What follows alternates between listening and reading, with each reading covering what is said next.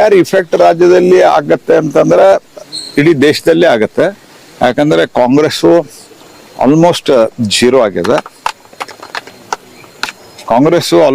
ಆಗಿದೆ. ಆನಂತರ RJD jungle Raj ಏನಿತ್ತು, ಜನ ಇನ್ನೂ ಜಂಗಲ್ ರಾಜ್ ಮರ್ತಿಲ್ಲ. ಜನಕ್ಕೆ ಮಂಗಲ್ ರಾಜ್ ಬೇಕು ಅಂತ ಹೇಳಿ ನಿತೀಶ್ ಕುಮಾರ್ ಅವರು ಮತ್ತು ಮೋದಿ ಅವರ ನೇತೃತ್ವದಲ್ಲಿ ಬಹುದೊಡ್ಡ ಒಂದು ವಿಜಯವನ್ನ ಜನ ಕೊಟ್ಟಿರುವ ಹಿನ್ನೆಲೆ ಒಳಗೆ ನನಗನ್ನಿಸ್ತದೆ ಇಡೀ ದೇಶದಲ್ಲೇ ಇದರ ಪರಿಣಾಮ ಆಗ್ತದೆ. ಇಂಡಿ ಘಟಬಂಧನು ನನಗನ್ನಿಸ್ತದೆ ಇನ್ನದದ್ದು ಯಾವುದೇ ರೀತಿಯಾದಂತಹ ಪ್ರಸ್ತುತತೆ ಉಳಿಯಲ್ಲ.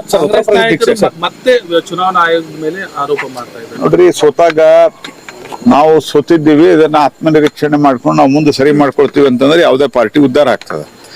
ನಾವು ನಮ್ಮ ತಪ್ಪ ಅಲ್ಲ, ಅವರು ಸೋಲ್ಸ್ಯಾರ ಇವ್ರು ಸೋಲ್ಸ್ಯಾರ ಅಂತಂದ್ರೆ ವ್ಯಕ್ತಿ ಇರ್ಬೋದು, ಪಾರ್ಟಿ ಇರ್ಬೋದು. ಚುನಾವಣೆಯಲ್ಲಿ ಸೋತಾಗ ಅವ್ರ ಅಪ್ರೋಚ್ ಹೆಂಗಿರ್ಬೇಕಂದ್ರೆ ನನ್ನ ಕಡೆ ಏನು ತಪ್ಪಾಗಿದೆ ಅದನ್ನ ಸರಿಪಡಿಸ್ಕೊಂಡು ಮುಂದಿನ ಸರ್ತಿ ಅದನ್ನ ಹೇಗೆ ಗೆಲ್ಬೇಕಂತ ವಿಚಾರ ಮಾಡ್ಬೇಕು.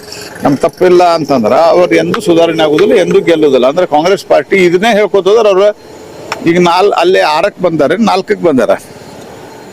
ಅಂತಿಮವಾಗಿ